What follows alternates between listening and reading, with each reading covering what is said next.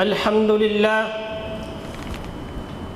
لله الذي تفضل على عباده بالخلق والإيجاد وأسبغ عليهم نعمه ظاهرة وباطنة، وأشهد أن لا إله إلا الله وحده لا شريك له وهو الواحد القهار، وأشهد أن سيدنا محمدًا عبده ورسوله النبي المختار. اللهم صل على سيدنا محمد وعلى آله وأصحابه وأنصاره البرة الكرام، وسلم تسليمًا كثيرًا إلى يوم القيامة.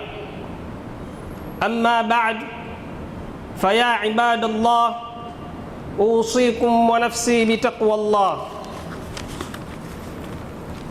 عباد الله, enyi waja, usieni pamoja na kuihusia nafsi yangu mimi mwenyewe binafsi juu ya kumcha Allah subhanahu wa ta'ala.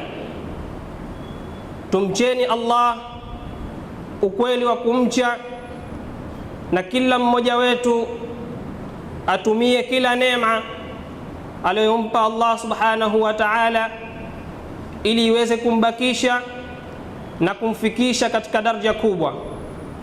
Na tumuombeni Allah subhanahu wa ta'ala atujalie katika waja wa Mungu. Allahumma ja'alna minal muttaqin. Bila shaka tunajua kuwa tumeingiliwa ama tumo ndani ya mwezi wa Rajab, mwezi ambao maulama wanasema ni mwezi wa kupanda mbegu, ukifuatiwa na Shaaban ni mwezi wa suqya, yani kunyunyuzia maji mbegu zako, na Ramadhani ndio mwezi wa kuchuma. Hivyo kila mmoja wetu ahakikishe mbegu ambazo anazipanda ziweze kumletea matunda ambayo ni mema. Tunajua kuwa Rajab ni miongoni mwa miezi mengine, ila Allah subhanahu wa ta'ala ameutukuza kwa kujalia kuwa ni katika miezi ambayo inajulikana kuwa ni ashhurul hurum, yani miezi mitukufu. Akalithibitisha hilo katika suratu Tauba aya ya 36, baada a'udhu billahi minash shaitani rrajim, inna iddatash shuhuri 'inda Allahi 12 shahran fi kitabillah yawma khalaqa as-samawati wal ard minha arba'atun hurum, hakika ya idadi ya miezi mbele ya Allah subhanahu wa ta'ala ni 12 katika hukumu zake, tangu kuumbwa mbingu na ardhi. Katika miezi hiyo minne yu'adhamu fihi hurumati llahi, katika miezi hiyo 12 minne ndo miezi mitukufu. Dhalika ad-dinul qayyim, Allah akamalizia hakika hiyo ndiyo dini ya haki, na akatutaka mwisho fala tadhlimu fihinna anfusakum, na wala tusidhulumu nafsi zetu. Kudhulumu kwa nafsi ni katika kuzembea, katika kutenda mema, kufanya maasiya, maovu na madhambi. Ndio maana Allah subhanahu wa ta'ala akatutaka tusidhulumu nafsi zetu katika miezi hii mitukufu. Na kudhulumu kwa nafsi ni kutokufanya taa kwa wingi katika miezi kama hii, na ndio maana kama alivyosema al-Imam Ibn Rajab al-Hanbal, ujira wa amali huzidishwa katika moja ya mambo matatu. Jambo la kwanza, sharafu zamani, yani utukufu wa zama. Jambo la pili, sharafu makani, utukufu wa sehemu. Na jambo la tatu ni sharafu dhawati, ni utukufu wa watu wenyewe. Na sisi tumo katika zama tukufu hivyo ibada ambayo kwamba utaifanya ujira wake utakuwa mkubwa zaidi na ibada ya kawaida. Hivyo kuswali kwako kwa wingi katika miezi kama hii mitukufu, kufunga, ujira wake mbele ya Allah subhanahu wa ta'ala utakuwa ni mkubwa. Ijapokuwa kuna khitilafu mbalimbali juu ya swala la kufunga katika miezi hii, jumhurul fuqahau wamekhtalifiana juu ya kufunga miezi hii, lakini hawakuharamisha kama ni haramu kufunga katika miezi hii. Imam Shafi yeye anaongea, Al-Hakam fil Qadimi anasema akrahu, ninachukizwa. Maana yake akrahu, ninachukizwa, an yattakhidha ar-rajula, kumuona mja, as-sawma shahri kamilan, kufunga mwezi mzima, ghaira ramadhana, pasi na Ramadhani. Alizungumza hivi kwa sababu gani? Lialla yadhunna aljahilu wujubahu, ili yule mjinga asije akadhania ni wajibu kufunga katika miezi hii mitukufu. Lakini mwisho akamalizia wa in faala fahasanu, basi ikiwa atafanya, maana yake ikiwa atafunga ni vizuri, lakini hakuharamisha kwa kusema labda kufunga katika mwezi mtukufu huu wa Rajab haifai, bali alisema yeye anakirihishwa, lakini ikiwa utafunga ni vizuri, si vibaya. Na mwezi huu kutokana na utukufu wake kuna matukio mingi ambayo kwamba ya kihistoria ya kuhuzunisha mengine yametokezea katika mwezi kama huu wa Rajab. Moja ya tukio kubwa ni safari ya bwana wetu Muhammadin sallallahu alayhi wasallam ya kwenda Isra na Mi'raji, safari ambayo ilifanyika ndani ya usiku mmoja tu wa mwezi 27. Pia ndani ya mwezi huu ndio amezaliwa katika makhalifa wanne, Khalifa Ali ibn Abi Talib ambaye amezaliwa ndani ya mwezi 13 Rajab katika pahala patukufu. Pia ndani ya mwezi huu amezaliwa Imam Muhammad bin Idris kwa umaarufu Imam Shafi. Na pia ndani ya mwezi huu kumetokea tukio la kusikitisha, la kuhuzunisha, la kufariki kwa ami yake kipenzi chetu bwana wetu Muhammad sallallahu alaihi wasallam, Sayyidina Abbas bin Abdul Muttalib. Hii yote inaonesha dhahir mwezi huu ni mtukufu, mpaka Allah subhanahu wa ta'ala akauteua kuwa ni katika moja ya miezi ambayo kwamba imetukuka. Pia umeitwa kwa majina mbalimbali juu ya utukufu wake. Moja ya jina ambalo limeitwa ni Rajabul Asab.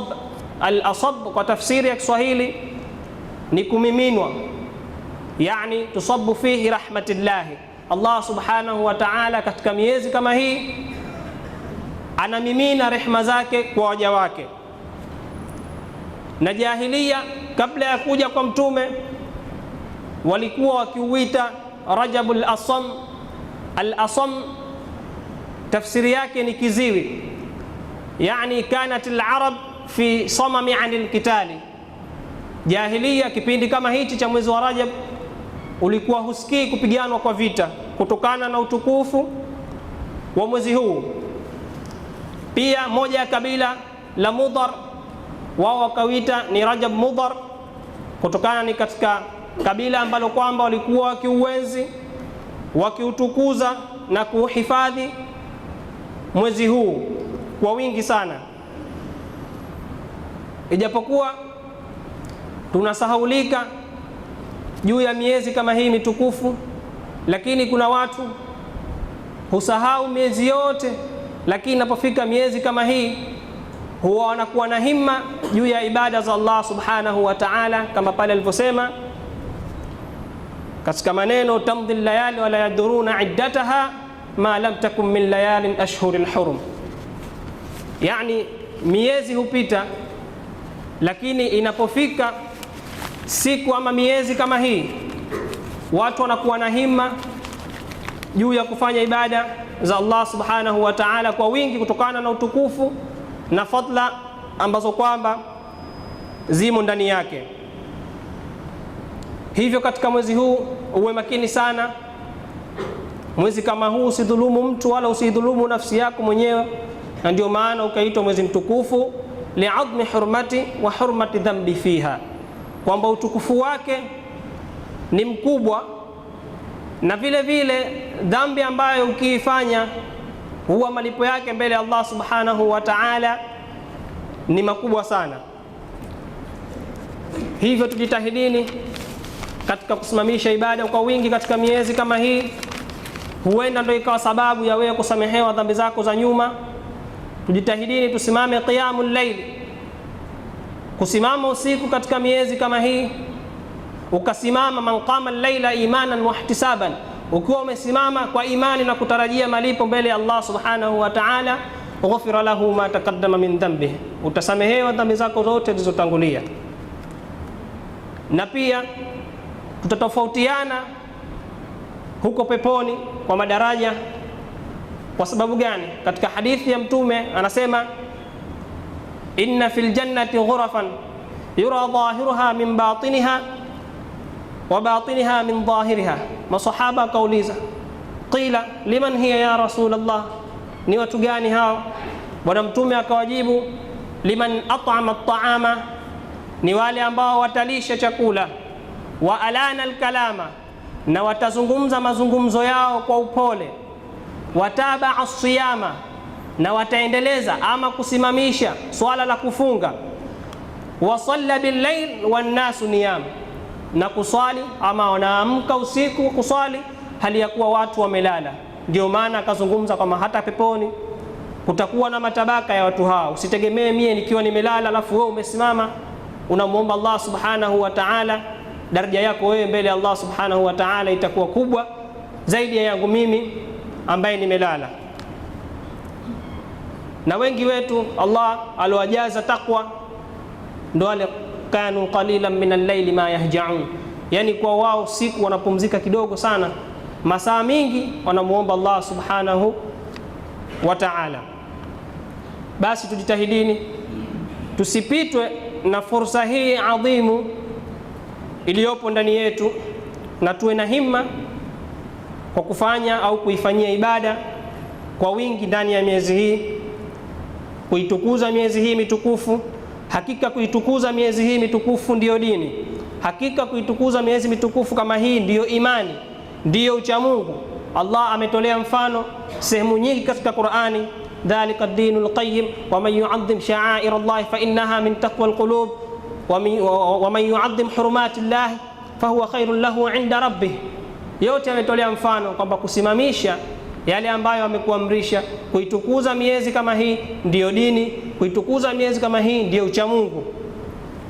Hivyo tujitahidini katika kusimamisha swala la ibada mbalimbali.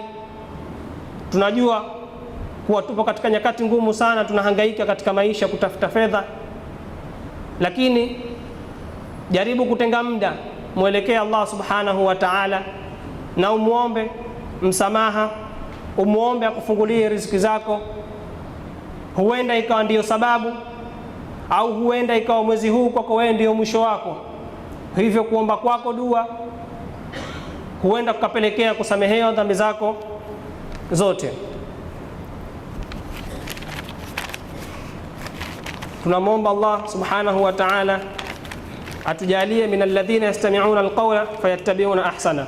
Allah tabaraka wa ta'ala yaqul wa biqawlihi yahtadi almuhtadun fa idha qara'ta alqur'ana fasta'idh billahi minash shaitanir rajim. A'udhu billahi minash shaitanir rajim.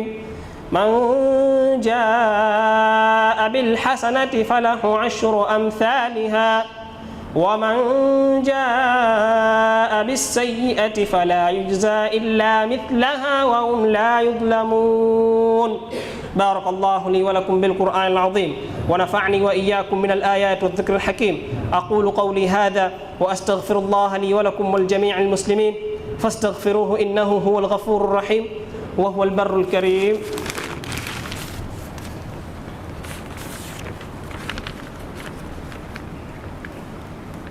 الحمد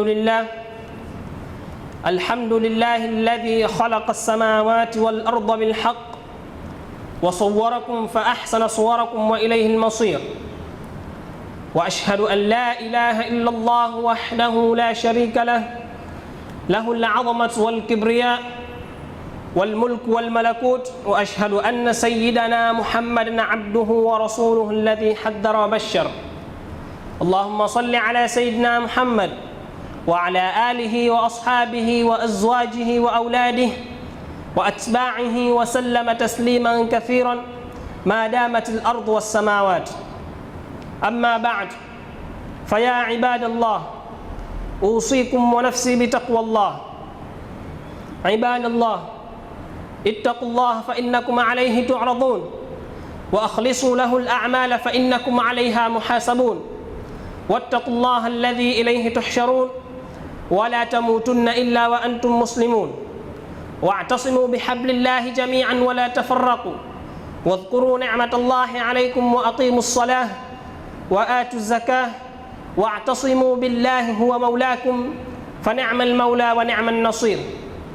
عباد الله، إن الله أمركم بالصلاة على نبيه أمرا، فقال مخبرا وآمرا: إن الله وملائكته يصلون على النبي يا أيها الذين آمنوا صلوا عليه وسلموا تسليما.